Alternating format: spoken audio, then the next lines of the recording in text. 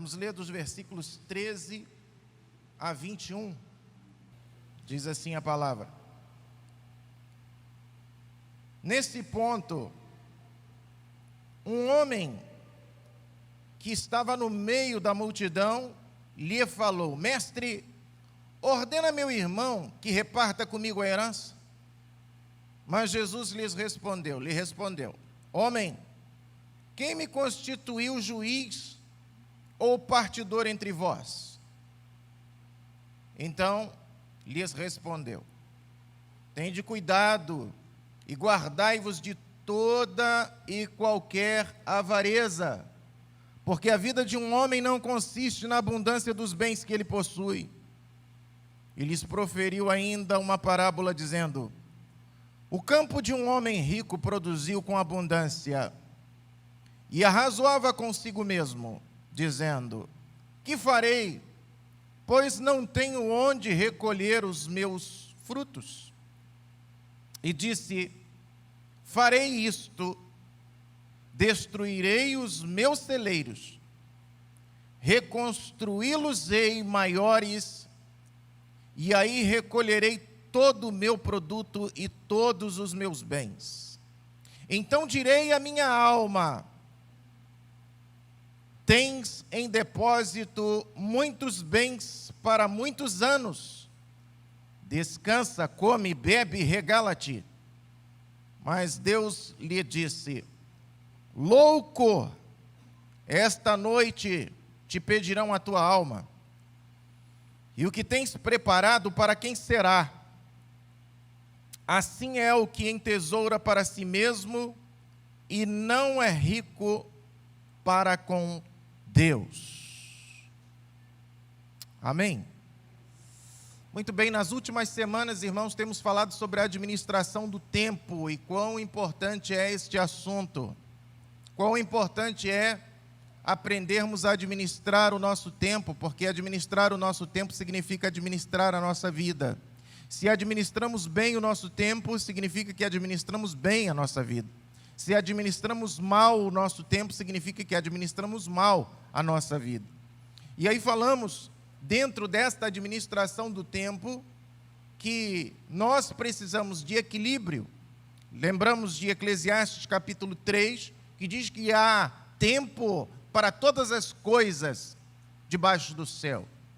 Entretanto, para muitas pessoas parece que não há tempo suficiente para fazer todas as coisas, especialmente aquelas que são mais importantes. Mas quando analisamos Eclesiastes capítulo 3, nós entendemos que é necessário equilíbrio na vida, para que nós não venhamos focar apenas num lado, numa área da vida e esquecermos das outras.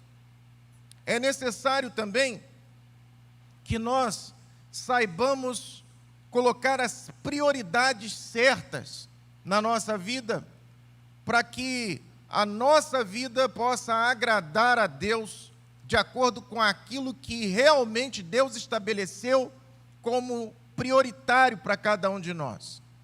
E é necessário também que haja disciplina, porque sem disciplina nós não conseguimos observar nem o equilíbrio e nem as prioridades.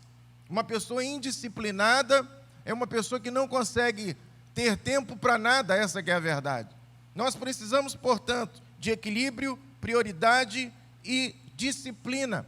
No texto que nós lemos aqui, em Lucas capítulo 12, se você fechou a sua Bíblia, por favor, queira abri-la novamente. O texto de Lucas capítulo 12, ele nos oferece aí dois exemplos práticos sobre o bom ou o mau uso do tempo. Na parábola, por exemplo, nós percebemos, esta parábola dita por Jesus, nós percebemos que este homem não tem nenhuma dessas três coisas que nós falamos para bem usar o tempo, que é a disciplina, que é a prioridade, ou as prioridades, que é o equilíbrio. Este homem não tem nenhuma dessas três coisas na vida dele. Pela maneira como ele age, nós percebemos isso.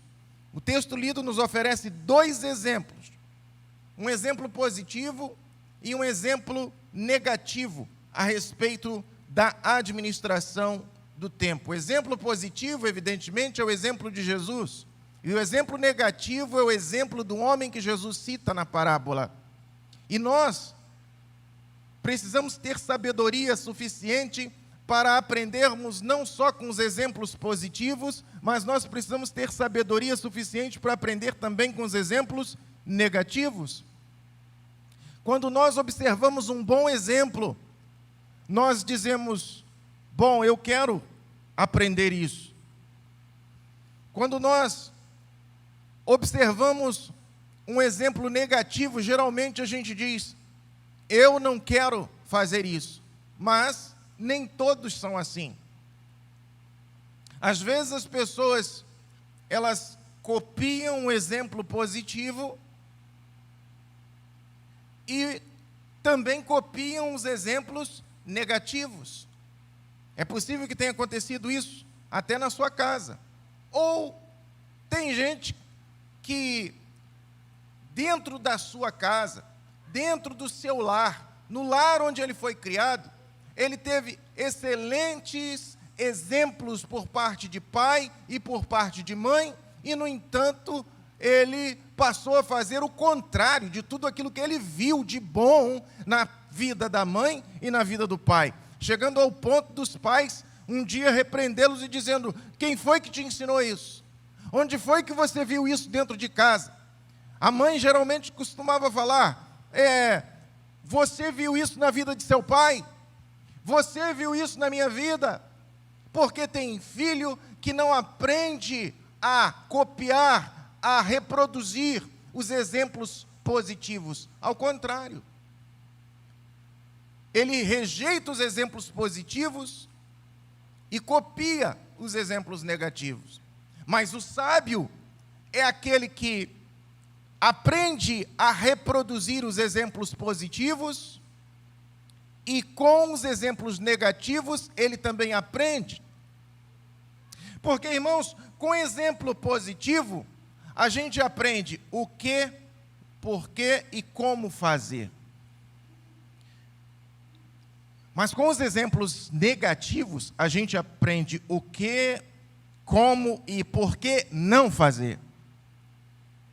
Eu me recordo que no lar onde eu fui criado, eu aprendi muitas coisas boas. E uma das coisas boas que eu aprendi no lar em que eu fui criado é que marido e esposa não vivem brigando, não transformam o lar num campo de batalha. Então isso foi reproduzido para o meu lar. Tem gente que não quer ficar em casa por causa, no caso, os jovens, adolescentes e às vezes até crianças, não querem ficar dentro de suas próprias casas porque o lar é um pé de guerra, porque o lar é uma guerra constante, é uma briga entre pai e mãe o tempo todo. E ele já não quer ficar mais ali, ele prefere ficar na casa do colega, onde lá tem paz. Então, aquilo que eu aprendi de bom na minha casa, no meu lar, onde eu fui criado, eu reproduzi no meu lar também. Mas eu também vi exemplos negativos que eu aprendi como não fazer. Então, no que diz respeito, por exemplo, a finanças, minha mãe não trabalhava fora, como a maioria das mães de antigamente. Só meu pai funcionário público, sempre ganhou muito pouco. E tudo que geralmente eles compravam parcelado a perder de vista. Era comum isso naquela época. Então tinha o chamado crediário. Ainda existe o crediário? Existe essa palavra? Não existe? Crediário, não é? Famoso crediário, não é? Lojas que confiavam tanto nos compradores, confiavam tanto nos clientes, que vendiam com carnê da própria loja, não é? Então a pessoa ia na impecável Maré Mansa, ainda tem, mano? Ainda tem? Que é bom que a gente faz propaganda de graça, né, irmão? Impecável Maré Mansa, comprar roupa, ia lá, ficava lá, fazer o carnê da Impecável, né? E a pessoa saía de lá, um carnê da loja, né? Ia no Ponto Frio Bonzão, ainda é bonzão ainda, mano? Agora é só Ponto Frio, né? O Ponto Frio comprava também na loja carnê, para pagar com carnê, perder de vista. E olha que a pessoa pagava direitinho, né? Então, eu tomei uma verdadeira ojeriza a esse negócio de parcelamento. Porque comprava uma coisa parcelada aqui, comprava outra coisa parcelada ali, comprava outra coisa parcelada lá. Quando chegava o dinheiro, era paga, não sobrava quase nada. E eu ficava ouvindo minha mãe reclamar que o dinheiro acabou, mal entrou, já acabou. E eu olhei aquilo assim, para mim aquilo foi um exemplo negativo, que eu aprendi. E eu pensava comigo mesmo, quando eu tiver o meu dinheiro, eu não vou comprar nada à prestação. Olha, que o vendedor quer me deixar irritado é quando ele diz o preço e eu peço um desconto e ele diz assim, mas pode parcelar. Me irrita. Eu não quero parcelar. Eu quero um desconto. D-E-S-C-O-N-T-O. Eu quero um desconto. Quando eu quero comprar alguma coisa, eu junto o dinheiro, fico sem aquilo, junto o dinheiro, quando chega lá, agora eu tenho dinheiro, eu quero um desconto. E eu detesto parcelamento. Cartão de crédito eu tenho, mas só em raríssimos casos eu uso. Às vezes a pessoa usa o cartão de crédito e ainda paga o mínimo. Misericórdia. Aquele negócio vai virando aquela bola de neve. Hã?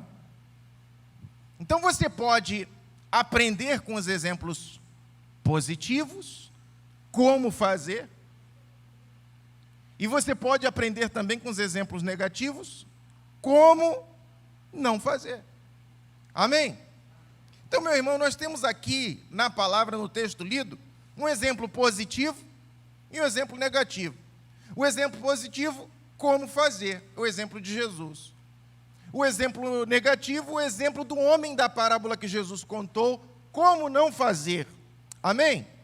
Como administrar o tempo, ou como não administrar o tempo. Nós temos aqui, portanto, nesse texto, 3 chaves para a boa administração do tempo. 3 chaves para a boa administração do tempo. Repita comigo, 3 chaves para a boa administração do tempo. 3 chaves para a boa administração do tempo. Mais uma vez, 3 chaves para a boa administração do tempo. Provavelmente só vou falar da primeira aqui, neste culto de amanhã, e vamos continuar falando no culto da noite das outras chaves. A primeira chave que eu quero compartilhar com os irmãos aqui é o seguinte, olha, está nos versículos 13 e 14, não gaste seu tempo naquilo que você não foi chamado para fazer. Não gaste seu tempo naquilo que você não foi chamado para fazer. Você pode repetir essa chave comigo? Não gaste o seu tempo naquilo que você não foi chamado para fazer. Amém? Versículos 13 e 14, veja lá. Nesse ponto, um homem que estava no meio da multidão lhe falou, mestre, ordena meu irmão que reparta comigo a herança. Mas Jesus lhe respondeu, homem, quem me constituiu juiz ou partidor entre vós? Você pode ler esse texto aqui e pensar assim, puxa, Jesus podia ter dado uma ajudinha, né? Custava nada Jesus ter falado para o rapaz assim, você que é o irmão dele, dê a ele o que é a parte dele.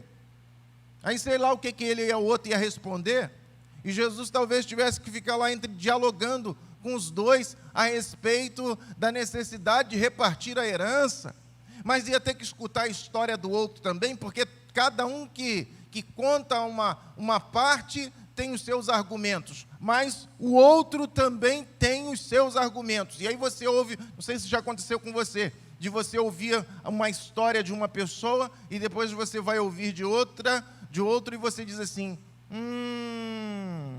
isso acontece muito em aconselhamento de casais. A esposa chega e conta dos problemas que ela está passando em casa. E ela conta a versão dela. E na versão dela, ela tem razão em tudo e o marido está errado em tudo. Aí, quando a gente chama o marido para conversar, a gente vai perceber que não é bem assim. Ele também tem as razões dele. Ela também tem a culpa dela. E, na verdade, nenhum dos dois está totalmente certo ou totalmente errado. Não é? Então, temos que ouvir os dois lados. Jesus não quis se envolver naquela discussão. Por quê? Porque Jesus sabia muito bem qual era a sua missão. Jesus não veio à terra para ser juiz. Jesus não veio à terra para julgar a causa das pessoas. Jesus não veio à terra para ser partidor ou juiz de paz. Jesus veio à terra para cumprir a sua missão. E isso se chama o quê?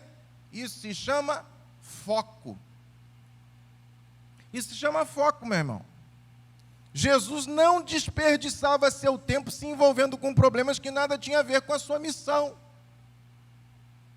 Ele veio à terra e ele sabia muito bem qual era a sua missão. Ele não queria gastar tempo com aquilo que não tinha nada a ver com a sua missão. Aliás, a gente vê isso nos evangelhos o tempo todo. Jesus, ele não perde tempo com distrações. Jesus, ele não gastava tempo com distrações. O tempo todo ele era consultado, o tempo todo ele era procurado, o tempo todo pessoas queriam conversar com ele a respeito de alguma coisa, e quando ele percebia que aquilo que aquela pessoa estava trazendo para ele não tinha nada a ver com a missão dele, e iria tirá-lo do foco, ele simplesmente ignorava aquilo. Ou mudava de assunto. É o caso, por exemplo, lá em João capítulo 4, do diálogo que ele tem com a mulher samaritana. E Jesus veio para buscar e salvar o perdido, e ele conversa com a mulher, e ele começa um diálogo a respeito da água, para falar que ele é a água da vida. E ele, no diálogo que ele está traçando ali com a mulher, ele, num determinado momento, ele fala para a mulher: se você soubesse quem está falando contigo, você lhe pediria e eu lhe daria água viva. Ela diz: Senhor, dá-me desta água para que eu não precise mais voltar aqui a este poço. Jesus diz assim: chama o teu marido e vem cá. Ela diz assim: Senhor, não tenho marido. Jesus diz: bem disseste, não tem marido, porque 5 maridos já tiveste, e esse com quem você está não é teu marido. Ela disse: Senhor, vejo que és profeta. E quando ela constatou que ele era profeta, ao invés dela fazer uma pergunta decente, ela faz uma pergunta teológica que não ia servir para nada. Ela diz assim: nossos pais adoravam neste monte, mas vocês dizem que é em Jerusalém que se deve adorar. Ela faz uma pergunta teológica. Você sabe que às vezes as pessoas ficam perdendo tempo com questões teológicas? Adão tinha um umbigo ou não? Anjos têm asa ou não? Quando bate as asas, faz barulho ou não?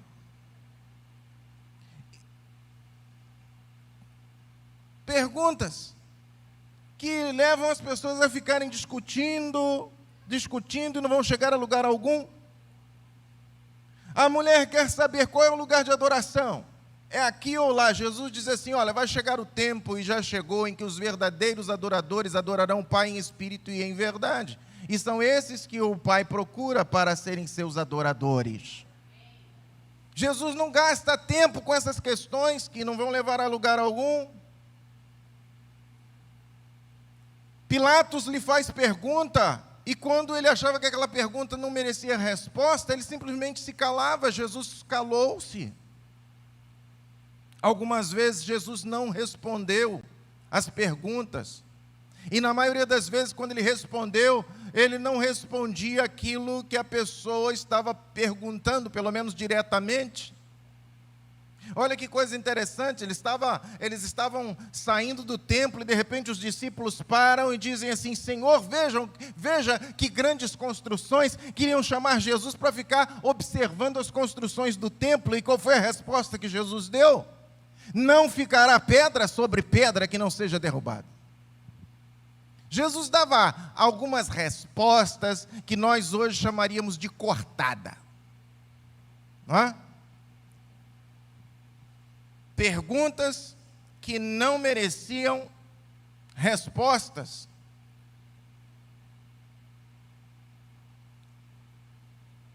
Você lembra de quando Lázaro morreu? Que Jesus se demora propositalmente a chegar lá. E quando Jesus chega, vem a primeira a encontrar-se com ele foi Marta, que Marta era mais agitada, ela sai correndo e vai ao encontro dele. E a primeira coisa que ela fala para ele é, Senhor, se tu estivesses aqui, meu irmão não teria morrido. O que ela está querendo dizer com isso? Por que o senhor demorou tanto para chegar? A culpa é tua. Você já conheceu pessoas que têm mania de jogar a culpa em cima dos outros? Hã? Qual foi a resposta de Jesus? Jesus poderia ter dito assim, quer dizer que agora o culpado do teu irmão ter morrido sou eu. Quer dizer que agora você vai mandar no meu tempo agora. Jesus simplesmente não responde nada. Aí Jesus chega na casa. Quando Jesus chega lá, está Maria. Maria era sempre mais, se analisar o temperamento de Marta e Maria, dá para analisar perfeitamente e chegarmos à conclusão de que Marta era realmente uma mulher muito agitada, enquanto que Maria era aquela pessoa mais reflexiva, era aquela pessoa mais baianizada, não é? E ela ficava lá, ela ficava lá, estava ela lá deitada. Depois você lê lá, o texto diz que Marta saiu correndo e Maria se jogou na poltrona. Quando Jesus chega na casa, que foi que Maria fala para ele? A mesma coisa. Parece que ela ouviu Marta falar. Na verdade, elas deviam estar conversando entre elas antes de Jesus chegar.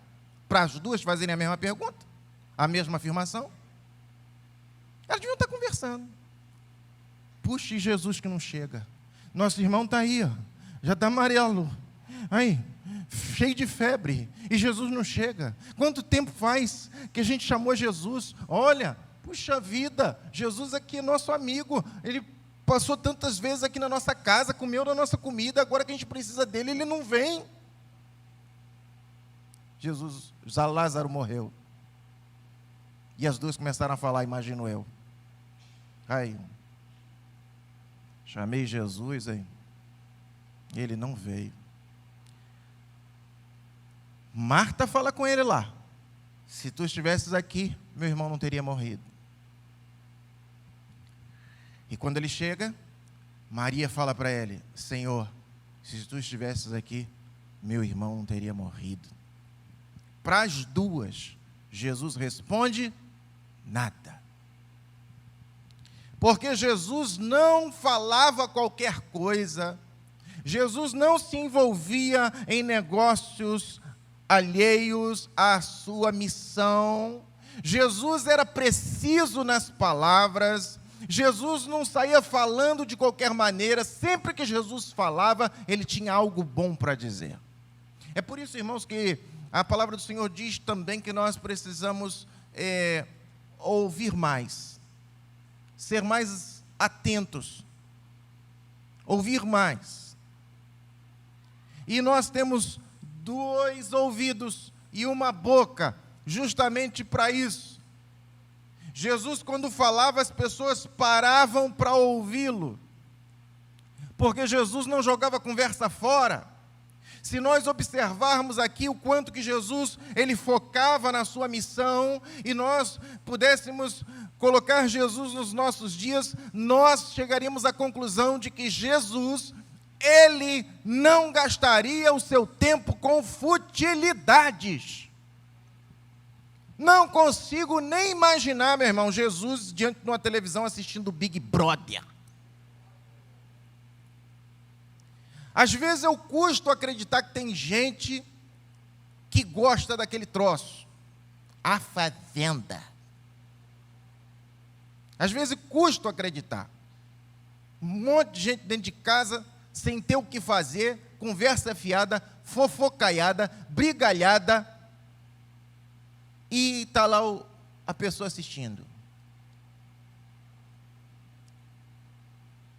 Se for crente, então, lascou-se. Jesus não gastaria tempo com novelas, a não ser que fosse o Gênesis, né? Para conferir na Bíblia, para ser isso mesmo. Não é? Jesus não gastaria tempo, por exemplo, assistindo futebol todo dia. Todo dia. Uma vez eu conversando com um médico amigo meu, muitos anos atrás, ele falava assim: não, porque quando você me ligar, você me liga tal hora. Ah, você me liga entre tal hora e tal hora você não me liga, por favor. Aí eu falei: tá, tudo bem, né? Porque nesse horário é o horário do meu futebol. Eu falei: tá bom, qual futebol que você gosta de assistir? Qual o time que você gosta de assistir jogando? Ele falou: todos. Eu falei: todos? Todos. Não, qualquer time. Não importa se é primeira divisão, se é segunda divisão, não importa. Todo dia ele assistia jogo. Aí pensa aí, meu irmão. 2 horas de futebol todo dia, faz a conta. No final da tua vida, quanto que isso vai dar? Quantos dias diante da TV assistindo a pelota para lá e para cá?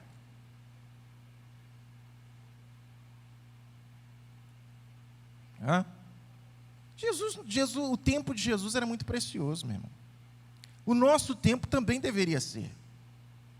Jesus não ficaria com conversa fiada na rua. Tem gente que chama outra para conversar e ainda diz assim: quais são as últimas? Qual é a fofoca? Né? Jesus, ele administrava muito bem o seu tempo, ele focava naquilo que era importante, extremamente importante. E por causa dessa disciplina de Jesus, por causa dessa assertividade de Jesus, ele conseguiu desenvolver o seu ministério em 3 anos. Ele conseguiu acabar o seu ministério, concluir o seu ministério em 3 anos apenas, dos 30 aos 33. Para pensar, meu irmão. 3 anos. Em 3 anos, Jesus, sem Facebook, sem Instagram, sem WhatsApp, sem computador, sem e-mail, Jesus sem avião, Jesus sem jornal de papel. Jesus mudou o mundo. 3 anos. 3 anos. Por quê? Porque Jesus, ele focava na sua missão. Ele não gastava tempo com futilidades. Irmãos, Jesus passou 3 anos pregando e ensinando sobre o reino de Deus. O seu ministério consistiu em ensinar a palavra, pregar a vontade de Deus. Ele expulsava demônios, ele curava os enfermos e ele fazia discípulos. E era isso o tempo todo. O tempo todo. Porque Jesus não apenas ele fez, mas ele ensinou a fazer. O discipulado é extremamente importante, meu irmão. Discipulado dentro da nossa casa, por exemplo. Nós precisamos fazer e ensinar os nossos filhos a fazer também. Na igreja, nós precisamos fazer, mas ensinar os irmãos que estão chegando, por exemplo, né, a fazer também. Não só o pastor pode fazer a obra, mas todos precisam desta responsabilidade de desenvolver e fazer a obra para a qual Deus chamou a todos. Então, meu irmão, sobre a futilidade, 1 Pedro capítulo 1, versículo 18, a futilidade da vida, está escrito assim: pois vocês sabem que o resgate para salvá-los do estilo de vida vazio, eu estou lendo na Nova Versão Transformadora, na atualizada está escrito no vosso fútil procedimento. Salvá-los do estilo de vida vazio que herdaram de seus antepassados. Não foi pago com simples ouro ou prata, que perdem seu valor. Ou seja, quando nós fomos salvos, nós não fomos salvos para a salvação eterna, para a vida eterna, tão somente, embora isso já seja muita coisa, isso já seja maravilhoso, mas no que diz respeito à vida nossa aqui na terra, daqui para frente, nós também fomos salvos da futilidade. Repita comigo, futilidade. A palavra de Deus diz que nossa vida era fútil. Quando nós somos salvos por Cristo, nós somos salvos da futilidade. A futilidade, sabe? Essa vida vazia, essa vida que não produz nada para a eternidade, essa vida tem que acabar. Esse tempo desperdiçado com coisas fúteis tem que desaparecer da nossa vida. Nosso tempo é precioso. Nossa vida é preciosa. Amém? Então, meu irmão, olha só, preste atenção. Eu e você precisamos mais do que nunca conhecer o nosso propósito principal.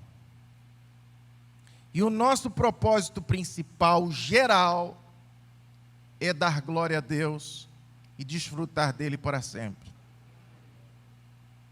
Todos nós temos este mesmo propósito. Todos nós. Todos. Todo ser humano possui este propósito. Foi criado para glorificar a Deus e desfrutar de Deus para sempre. Você tem que sempre lembrar desta resposta, qual é o fim principal do homem, e se questionar se você está vivendo realmente para glorificar a Deus, ou se você está vivendo para glorificar a si próprio. O que eu estou fazendo é para a glória de Deus? Ou é para a minha glória? O que eu estou fazendo é para exaltar a Deus ou é para me exaltar? O que eu estou fazendo significa, demonstra que eu vou desfrutar dele na eternidade? Eu tenho, você tem, nós temos que conhecermos a nós mesmos. Você precisa se conhecer, eu preciso me conhecer. Mas olha, nenhum de nós se conhece sem antes conhecer a Deus. Você pode pegar a pessoa mais centrada que você conhece, mas se ele não conhece a Deus, ele não conhece a si próprio. Porque nós só nos conhecemos de verdade quando nós conhecemos aquele que nos criou. Deus nos dá um espelho que nos mostra quem realmente nós somos, para o que fomos criados, no geral, que nós já sabemos, e também especificamente. Eu e você, além de glorificarmos a Deus e desfrutar dele para sempre, eu e você, cada um de nós tem um propósito específico. É por isso mesmo, meu irmão, que essas marquinhas que nós temos nos dedos, essa impressão digital, ela é única. Amém? Você tem uma impressão digital única. Você tem uma íris dentro do olho. Você tem uma íris única. Ninguém tem igual. Deus com isso está dizendo, você é único para mim. Deus está dizendo, você é especial para mim. Eu não fiz você, sabe, numa máquina de série.